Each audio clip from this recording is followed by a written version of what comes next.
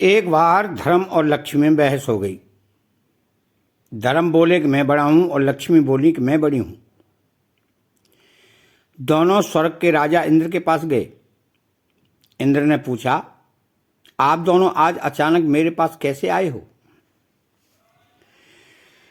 तब धर्म और लक्ष्मी ने अपनी बात इंद्र के सामने रखी। लक्ष्मी ने कहा, देवराज, मैं सबसे बड़ी हूं, क्योंकि बिना लक्ष्मी के जीवन का कोई मूल्य नहीं होता। धर्म ने कहा कि है देवेंद्र, बिना धर्म के भी जीवन का कोई औचित्य नहीं रहता। इसलिए हम चाहते हैं कि आप हमारा न्याय करें और बताएं कि हम दोनों में कौन सर्वश्रेष्ठ है। देवराज इंद्र धर्म संकट में फंस आ गए। उन्होंने सोचा कि मैं कैसे यह बताऊं कि कौन सबसे सर्वश्रेष्ठ है।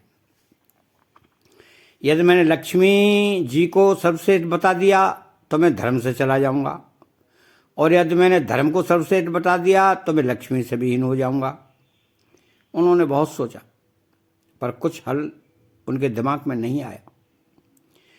आखिर में उन्होंने दोनों को कहा कि मुझसे भी ज़्यादा न्यायप्रिय धरती पर एक राजा हैं, उसका नाम विक्रमादित्य है। आप दोनों उसके पास जाओ और उससे अपना न्याय करवाओ। वह आप दोनों का न्याय बड़ी सरलता से कर देगा। लक्ष्मी और धर्म दोनों पृथ्वी लोक पर आ गए। दोनों राजा विक्रमादित्य के पास पहुंचे और बोले कि हे राजन, आप हमारा न्याय करें। राजा विक्रमादित्य बोले, ठीक है, पहले आप दोनों अपना अपना किस्सा मुझे सुनाओ, फिर मैं दोनों का किस्सा सुनकर यह बताने में समर्थ हो जाऊंगा कि कौन आप दोनों में सर्वश्रेष्ठ कौन है। लक्ष्मी और धर्म ने अपनी अपनी बात राजा विक्रमादित्य के सामने रखी। लक्ष्मी बोली कि हे राजन, यदि मनुष्य के पास मैं ना रहूं तो उसका जीवन अर्थहीन हो जाएगा। इसलिए मैं खुद की बड़ी बता रही हूं। तभी धर्म बोला, हे राजन, बिना लक्ष्मी के तो जीवन चल सकता है, पर धर्महीन होने के बाद मनुष्य के जीवन का अर्थ समाप्त हो जाएगा। इसलिए हे राजन, आप हम दोनों का न्याय करें और बताएं कि हम दोनों में श्रेष्ठ कौन है। राजा विक्रमादित्य बहुत विद्वान थे। वो समझ गए कि एक अत्यंत कठिन न्याय है। यदि मैंने लक्ष्मी को बड़ा बता दिया तो मैं धर्म से विरक्त हो जाऊंगा, और यदि मैंने धर्म को बड़ा बता दिया तो लक्ष्मी मुझसे रूठ जाएंगी। उन्होंने कुछ देर तक सोचा और निर्णय लिया कि यदि धर्म चला गया तो समझो सब कुछ चला गया। इसलिए मैं धर्म को ही सर्वश्रेष्ठ बताऊंगा। आखिर में उन्होंने दोनों को कहा कि मेरे ज्ञान के अनुसार धर्म ही सबसे महान है। धर्म के बिना जीवन का कोई भी अर्थ नहीं रह जाता। लक्ष्मी एक बार ना भी रही तो भी काम चल जाएगा। राजा विक्रमादित्य के इस न्याय से लक्ष्मी उन पर क्रोधित हो गई और उनका सारा राज्य और धन वैभव सब गायब कर दिया। विक्रमादित्य दद्दर के भिखारी हो गए। वो वहां से चलकर एक नदी के पास आए। सोचा चलो नदी से कुछ मछलियां पकड़ी जाएं। उन्होंने नदी से कुछ मछलियां पकड़ी, फिर उन्हें भूनकर नदी के किनारे रख दिया ताकि न्याय के उपरांत मैं इन मछलियों को खाऊंगा। स्नान के उपरांत, सॉरी। लेकिन जैसे ही वह नहाकर बाहर आए तो देखा सारी मछलियां जल में कूद गईं। वो समझ गए कि यह सब लक्ष्मी के क्रोध के कारण हुआ है। वह कुछ नहीं बोले। भूखे ही वह अपनी बहन के यहाँ चल पड़े। उनकी बहन को वहाँ के लोगों ने बताया कि तुम्हारा भाई विक्रमादित्य तुमसे मिलने आ रहा है। तो बहन ने पूछा कि भाई कैसे आ रहा है? लोगों ने बताया कि वह फटे हाल वस्त्रों में पैदल आ रहा है। उसने कहा कि उसे घोड़ों के अस्तबल में ठहरने को कहो। विक्रमादित्य को घोड़ों के अस्तबल में ठहराया गया और खाने के लिए उन्हें चोकर की रोटी दी गई। वो समझ गए कि यह लक्ष्मी की नाराजगी का असर है। इसलिए उन्होंने वहीं जमीन में गड्ढा खोदकर वह रोटियां गाड़ दी और बोले कि हे धरती माँ, मैं जब दोबारा यहाँ आऊँगा तो आप ये रोटी इसी स्थिति में संभाल कर रखना। फिर वह किसी को बताए बिना वहाँ से रवाना हो गए। अगले दिन सुबह वह अपने एक मित्र के पास पहुँचे। मित्र ने उनका बहुत स्वागत किया। खाने के लिए उनको तरह तरह के व्यंजन परोसे गए। लेकिन जब राजा विक्रमादित्य खाना खाने बैठे तो उन्होंने देखा कि खूंटी पर टंगा नौलखा हार खूंटी निगल रही है। वह समझ गए कि यह भी लक्ष्मी की ही एक चाल है। इसलिए उन्होंने अपनी सफाई में कुछ भी नहीं कहा। मित्र जानता था कि विक्रमादित्य ऐसा नहीं कर सकते, पर उसकी पत्नी ने विक्रमादित्य पर अभियोग लगा दिया कि हार उनका विक्रमादित्य ने ही चुराया है। वहां से विक्रमादित्य चलते हुए किसी दूसरे राज्य में आ गए। चलते चलते थक जाने के कारण उन्होंने सोचा कि क्यों ना किसी वृक्ष के नीचे थोड़ी देर सो लिया जाए। उधर उस राजा के यहाँ चोरों ने चोरी की थी। वह धन उन्होंने लाकर सोते हुए विक्रमादित्य के पास रख दिया। इधर राजा के सैनिक चोरों की तलाश में जब वहां पहुंचे तो देखा कि सारा धन विक्रमादित्य के पास पड़ा था। उन्हें समझ में आ गया कि यही चोर है। उसको पकड़कर राजा के पास ले गए। राजा ने पूछा कि क्या तुमने ही यह धन चुराया है? तो विक्रमादित्य ने कहा कि राजन, यह धन मैंने नहीं चुराया है, पर उनको अपनी बात की सत्यता को सिद्ध करने के लिए कोई साक्ष्य नहीं था। इसलिए राजा ने सजा के रूप में उनके दोनों हाथ पांव कटवाने का हुक्म दिया। सैनिकों ने उनके दोनों हाथ पांव काट दिए और बाजार के बीचों बीच उन्हें फेंक दिया। साथ ही उनके पास एक जूता रख दिया गया और वहां लिख दिया कि जो भी उधर से गुजरे उन्हें 5 जूता अवश्य मारे। जो भी राही वहां से गुजरता उन्हें 5 जूते अवश्य मारता। एक बार उस राज्य का एक तेल निकालने वाला तेली उस राह से गुजरा जहां पर राजा विक्रमादित्य घायल अवस्था में पड़े थे। राजा ने उससे कहा कि हे मित्र, मेरे गांव पर मक्खियां बैठ रही हैं, मेरे पांव पर मक्खियां बैठ रही हैं जो मुझे पीड़ा पहुंचा रही हैं। इसलिए यदि तुम मुझे थोड़ा सा तेल लगा दो तो तुम्हारा बहुत ही उपकार होगा। तेली हंसा और बोला, एक तो मैं तुझे जूते की सजा नहीं दे रहा हूं और ऊपर से तुम मुझसे तेल की आशा करते हो। राजन ने उनसे प्रार्थना की। वह एक दयालु व्यक्ति था। उसने थोड़ा सा तेल उनके घाव पर लगा दिया। उस दिन जब वह तेल बेचने गया तो उसका तेल शाम तक बेचने के बाद भी उतना का ही उतना रहा। उसे बड़ा आश्चर्य हुआ कि आज ऐसा क्या हुआ कि मेरे घट का तेल चुक ही नहीं रहा है। उसके समझ में आ गया कि यह सब उस घायल व्यक्ति के कारण हो रहा है। वह कोई देवात्मा है। विक्रमादित्य की कहानियां भाग 2। तेल बेचने वाला तेली जब घर पहुंचा तो बहुत प्रसन्न था। उसकी पत्नी ने प्रसन्नता का कारण पूछा। उसने सारी बात विस्तार से बता दी। बोला, वो व्यक्ति कोई दिव्य आत्मा है। पत्नी ने कहा कि आप किसी प्रकार उस व्यक्ति को अपने घर ले आओ।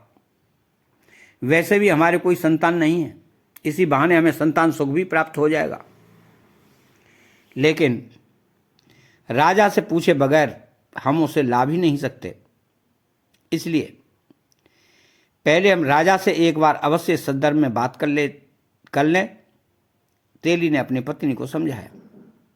वो बोली, आप कल सुबह जाकर राजा से बात कर लो। अब देरी करना उचित नहीं है। अगले दिन प्रातःकाल वो राजा से मिलने पहुंच गया। राजा ने आने का कारण पूछा तो वो बोला, मालिक, यदि आप आज्ञा दें तो मैं उस लूले लंगड़े व्यक्ति को अपने घर ले आऊं। हमारे कोई संतान नहीं है, इसलिए हमारी इच्छा है कि हम उसको अपने साथ रखकर संतान सुख प्राप्त करें। राजा कुछ देर सोचता रहा, फिर बोला, वैसे भी वह व्यक्ति हमारे लिए किसी काम का नहीं है, इसलिए तुम उसको अपने घर ले जा सकते हो। राजा की आज्ञा मिलते ही वह विक्रमादित्य को अपने घर ले आया, और जैसे ही विक्रमादित्य उसके घर पहुंचे, उसके हर कार्य में अच्छा होने लगा। जितनी वो उसकी सेवा करते उतनी समृद्धि बढ़ने लगी। इधर राजा की राजकुमारी बहुत ही विदुषी थी, वह लगभग हर कला में पारंगत थी।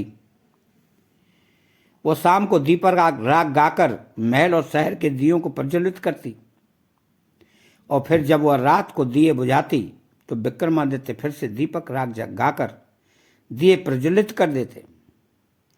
ऐसा जब 2-3 दिन हुआ तो राजकुमारी को विश्वास हो गया कि राज्य में कहीं न कहीं विक्रमादित्य रहते हैं, क्योंकि दीपक राग गाने वाले गिनती के ही लोग हैं, जिनमें विक्रमादित्य सर्वश्रेष्ठ थे। उधर राजा ने राजकुमारी का स्वयंवर रच दिया। दूर दूर के राजाओं और राजकुमारों को आमंत्रित किया। जिस दिन स्वयंवर था उस दिन विक्रमादित्य ने तेली से कहा कि हे पिता,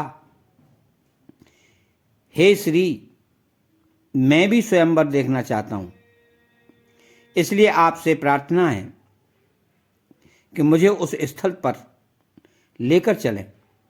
तेली ने समझाया कि तुम चल फिर नहीं सकते तो बताओ, कहीं तुम्हें कोई चोट न लग जाए। लेकिन जब विक्रमादित्य हट पर अड़ गए तो वह ले जाने के लिए राजी हो गया। बोला, कल प्रातः मैं तुम्हें स्वयंवर दिखाने ले चलूंगा।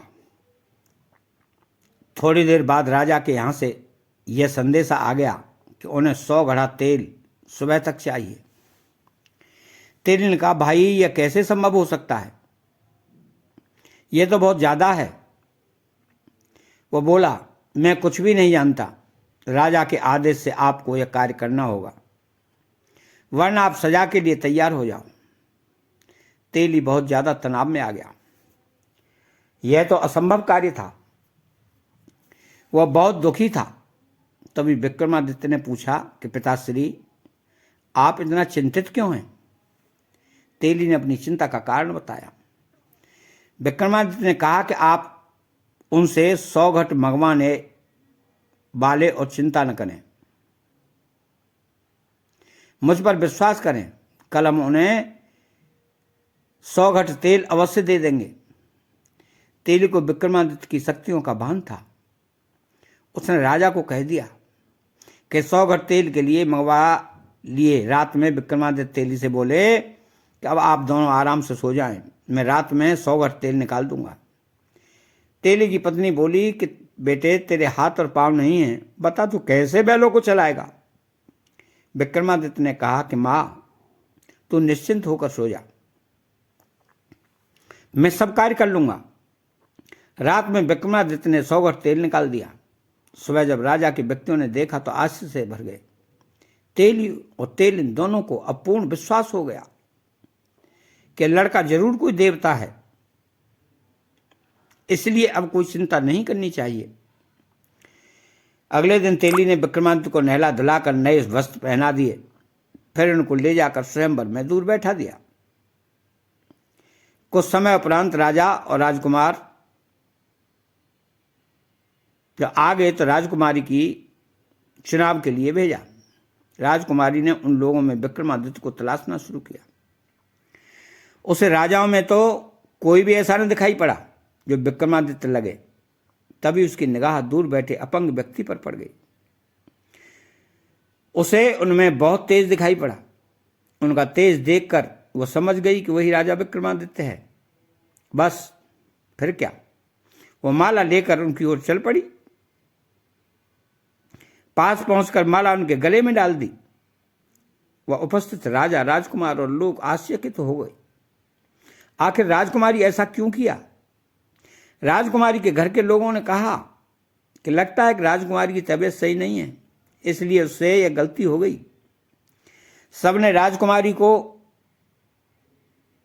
मना किया, पंखा किया, जल पिलाया और फिर माला लेकर भेजा, पर राजकुमारी फिर माला विक्रमादित्य के गले में डाल दी। उपस्थित जनसमूह को लगा कि राजकुमारी का स्वास्थ्य सही नहीं है, इसलिए वह इस प्रकार का व्यवहार कर रही है।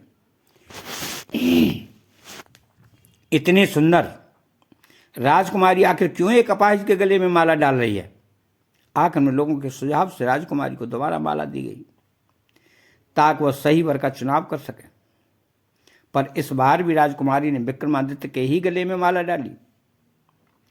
राजकुमारी के इस व्यवहार को यहां आए राजा और राजकुमार क्रोधित हो राजकुमारी के पिता से बोले, आपकी पुत्री को यदि एक अपाहिज से विवाह करना था तो हम सबको आपने निमंत्रण क्यों भेजा? राजा भी बहुत शर्मिंदा थे, पर क्या करते, सामाजिक रीतियों का पालन करना भी जरूरी था। इसलिए उन्होंने राजकुमारी का विवाह उस अपाहिज के साथ करवा दिया और राजमहल से विदा कर दिया। राजकुमारी राजा विक्रमादित्य के साथ उस तेली के यहाँ आकर रहने लगी। तेली और उनकी पत्नी इस बात से निश्चिंत थे कि राजकुमारी आखिर उनके साथ कैसे रह पाएगी, पर राजकुमारी ने उसकी चिंता को निरर्थक साबित कर दिया। वह उनके साथ सहजता से रहने लगी। एक दिन विक्रमादित्य ने राजकुमारी से कहा कि आज उनका हिरण का मांस खाने का मन है, अतः वह जाकर अपने भाइयों से ताजा शिकार किए किसी हिरण की मांग कर ले। राजकुमारी का मन नहीं था कि वह जाकर भाइयों से कुछ मांगे, पर वह अपने पति की इच्छा का हनन भी नहीं कर सकती थी। इसलिए मन मारकर वह अपने भाइयों के पास गई। जब उसकी भाभियों ने उसके आने का कारण पूछा तो उसने बता दिया कि उसकी हिरण का मांस खाने की इच्छा है। वह विक्रमादित्य की इच्छा की अपनी इच्छा बता गई। यह नहीं चाहती थी कि कोई उसके पति के बारे में कुछ गलत कहे, पर फिर भी भाभियों ने उसके पति के बारे में उसे सुनाया। बोली, जब हिरण के मांस का इतना ही शौक था तो किसी अच्छे व्यक्ति को चुनती। राजकुमारी उनकी जली कटी बातें सुनकर वापस आ गई। उसने सारी बातें विक्रमादित्य को आकर बताई। विक्रमादित्य ने कहा कि कोई बात नहीं, तुम उनसे मेरी तलवार और घोड़ा मांग लाओ। राजकुमारी जब वापस जाने लगी तो विक्रमादित्य को कुछ याद आया। उन्होंने अपना एक रूमाल राजकुमारी को यह कहते हुए दिया कि यदि मेरी तलवार और घोड़ा कोई दिक्कत करे तो यह रूमाल उन्हें दिखा देना, वो चुपचाप आ जाएंगे। जब राजकुमारी वापस महल पहुंची तो उसकी भाभियों ने उसका फिर मजाक बनाया। राजकुमारी बोली, इस बार मैं हिरण का मांस नहीं, उनका घोड़ा और उनकी तलवार लेने आई हूं। तलवार और घोड़े ने भी वहां आतंक मचा रखा था, कोई उनके करीब जा नहीं पा रहा था। जब राजकुमारी ने उनकी मांग की तो भाभियों ने सोचा, अच्छा है या उनका शिकार बन जाए, इससे हमें सुकून मिल जाएगा। उन्होंने शहर से दोनों चीज़ों को ले जाने को कह दिया। जब राजकुमारी उनको लेने गई तो तलवार सांप बनकर उसे काटने दौड़ी और घोड़ा दुलत्तियां मारने लगा। राजकुमारी को विक्रमादित्य की कही बात याद आ गई। उसने तुरंत रूमाल निकालकर उन्हें दिखा दी। विक्रमादित्य की रूमाल देखते ही दोनों शांत हो गए। राजकुमारी ने तलवार उठा ली और घोड़े की लगाम पकड़कर वापस विक्रमादित्य के पास आ गई। जब शाम होने को हुई तो विक्रमादित्य ने राजकुमारी से कहा कि अब वह घोड़े की पीठ पर बैठा दे, आज वो शिकार खेले जाएगा। राजकुमारी ने कहा कि आप कैसे घोड़े की सवारी कर पाएंगे? विक्रमादित्य ने जब जिद की तो राजकुमारी ने तेली की मदद से उन्हें घोड़े पर बैठा तो दिया, पर बिना किसी पकड़ के वो घोड़े से गिरने लगे। राजकुमारी यह सब देखकर बहुत ही दुखी हुई। उसकी आंखों में पानी भर आया। उसने आंखों के आंसुओं को छुपाने के लिए मुंह दूसरी ओर घुमा लिया। तभी उन्हें लगा कि जैसे घोड़े की लगाम को कोई उनके हाथों से खींच रहा है। उसने जल्दी घूमकर विक्रमादित्य की ओर देखा तो आश्चर्य से वह स्तब्ध हो गई। उसने देखा कि राजा विक्रमादित्य पूर्ण शरीर में घोड़े पर सवार थे। वह बहुत खुश हुई। उसकी आंखों में जिज्ञासा भर आई, यह जानने के लिए कि आखिर यह सब क्या है। विक्रमादित्य ने उसे आश्वासन दिया कि शिकार से लौटने के उपरांत वो सारी बातें उसे बता देंगे। जब वह जंगल में पहुंचे तो उन्होंने जो भी शिकार किया उसके कान, पूंछ काट लिए और शिकार वहीं छोड़ दिया। उधर राजकुमारी के भाई भी शिकार पर गए हुए थे। उन्होंने जंगल में बिना कान पूंछ का जब ताज़ा शिकार देखा तो उन्हें लालच आ गया।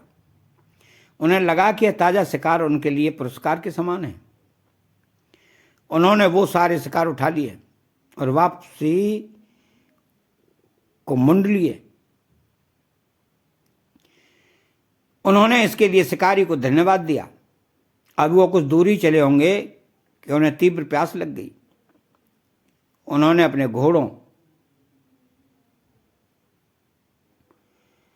को जलाशय की ओर मोड़ दिया। वहां पर जैसे ही उन्होंने जल पीने का प्रयास किया तो एक आवाज ने उन्हें जल पीने से रोक दिया। उन्होंने आवाज की दिशा में देखा तो पाया कि एक योगी खड़ा था। एक राजकुमार ने योगी को जल पीने से मना करने का कारण पूछा तो योगी बोले कि हे राजकुमारों, यहाँ का जल बिना मेरी अनुमति से कोई दूसरा जीव पी नहीं सकता। पर राजकुमारी का प्यास के कारण बुरा हाल था, इसलिए योगी ने जल के लिए अनुनय करने लगे। योगी ने कहा कि यह तुम जल पीना चाहते हो तो उसके लिए तुम्हें अपने कूलों पर गर्म सिक्के से दगवाना पड़ेगा। जब वह जंगल में पहुंचे, बिना उनकी ग्रीवा शुष्क हो चुकी थी, इसलिए शर्त मानने के अतिरिक्त उनके पास कोई और चारा नहीं था। इसलिए शर्त के अनुसार उन्होंने अपने 2 कूलों पर सिक्के से दगवाया।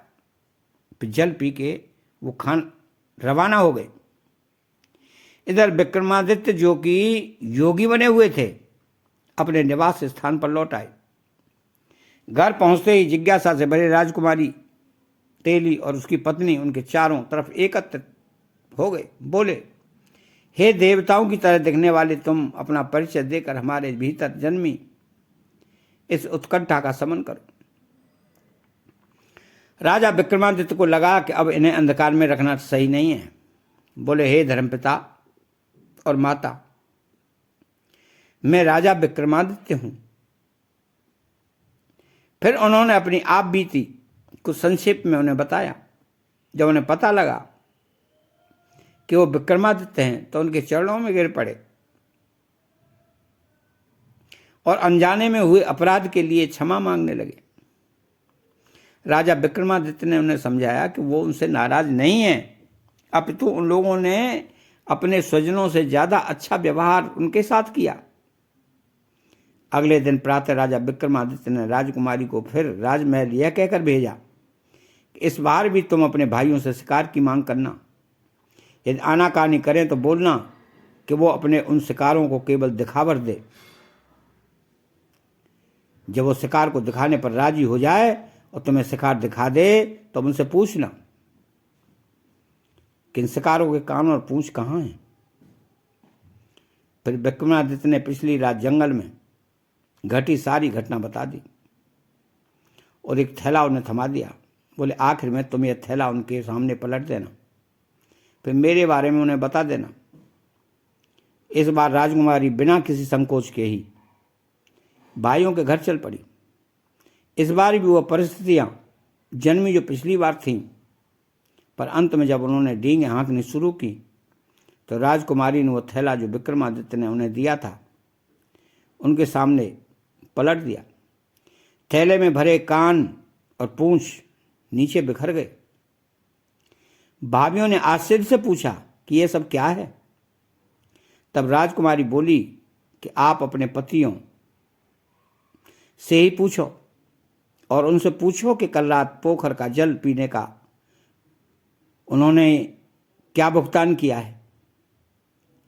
जब भाइयों की पत्नी ने उनसे पूछा तो सब ने पिछली रात की सारी घटना बता दी। भाइयों ने आश्चर्य से राजकुमारी से पूछा कि उसके पास ये कान और पूंछ कैसे आए। तो उसने बताया कि वह योगी और कोई नहीं, स्वयं उसके पति थे। भाइयों ने व्यंग से कहा कि यह कैसे संभव हो सकता है, एक अपाहिज ये सब कैसे कर सकता है। तो राजकुमारी ने बता दिया कि जिसे अपाहिज कह रहे हो वो राजा विक्रमादित्य है। राजा विक्रमादित्य का नाम सुनते ही महल में खलबली मच गई। यह सूचना राजा को जब मिली तो वो भी घबरा गए। आखिर उन्होंने ही विक्रमादित्य को दंड दिया था। राजा, राजकुमार और मंत्री गण सभी तेली के घर की ओर दौड़ पड़े। राजा और राजकुमार सभी राजा के पैरों में गिरकर क्षमा मांगने लगे। राजा ने उन सबको कहा कि आप लोग दुखी न हो, यह मेरे धर्म की परीक्षा थी, इसलिए आप लोगों की मति घूम गई थी। अतः आप लोग यह बात अपने मस्तिष्क से निकाल दें कि मैं आपसे नाराज हूं। सब खुश हो गए और राजा को अपने महल ले गए। उनकी खूब आवभगत की। कुछ दिन वहां रहने के उपरांत राजा ने वहां से विदा ली और पूरे साजो सामान से राजा ने उन्हें विदा किया।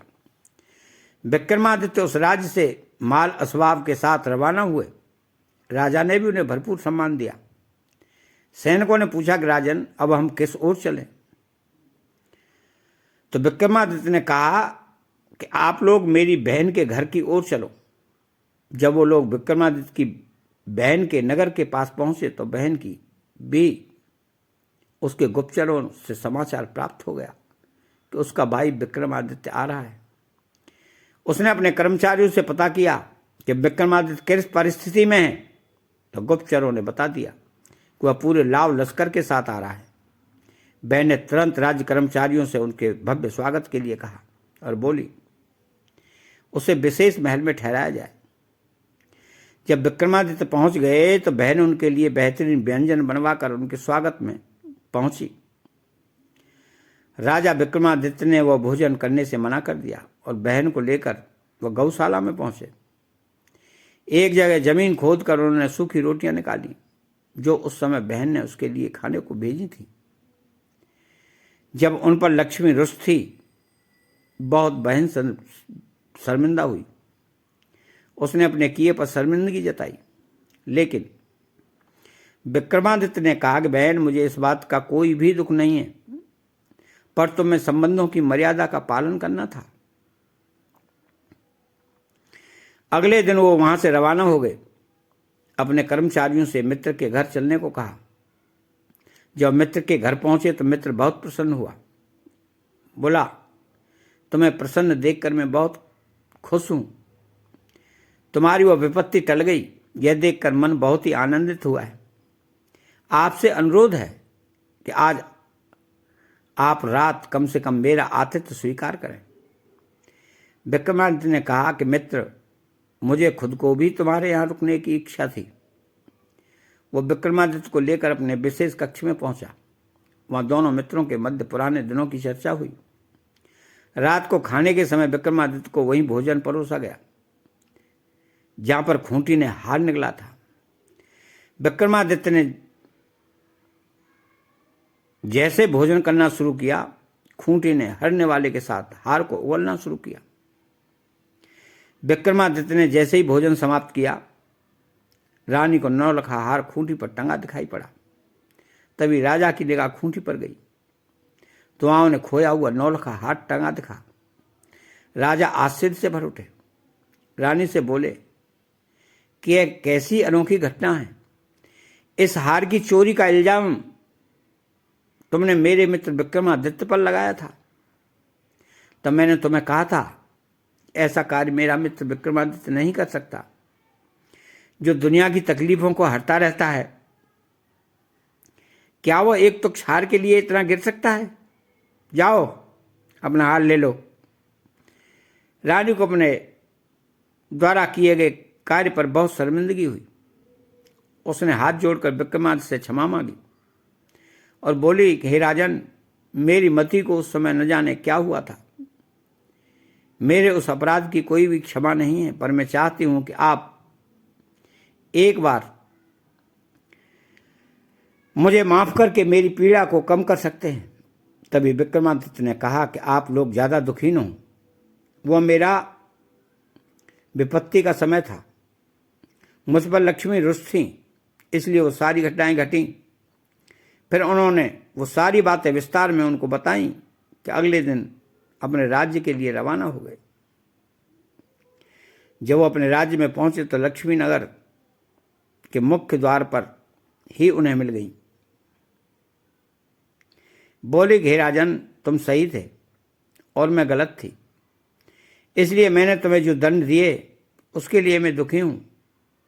क्या पुत्र अपनी माता को क्षमा नहीं कर सकता?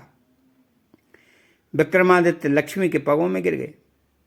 बोले, हे माँ, आप ऐसी बात न करें। आपकी परीक्षा से मेरा और भी निखार हो गया, इसलिए मैं आपका आभारी हूं। विक्रमादित्य के विनम्रता से माँ लक्ष्मी बहुत ही प्रसन्न हुई और बोली, हे विक्रमादित्य, मेरा तुमको आशीर्वाद है, जब तक दुनिया रहेगी लोग तुम्हें नहीं भूल पाएंगे। आशीर्वाद देकर माँ लक्ष्मी अंतर्ध्यान हो गई।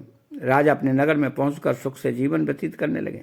आपको यह कहानी कैसी लगी कमेंट करके जरूर बताएं। वीडियो को लाइक करके ज़्यादा से ज़्यादा शेयर करें और अभी तक हमारे चैनल को सब्सक्राइब नहीं किया है वो प्लीज़ सब्सक्राइब कर लें। धन्यवाद।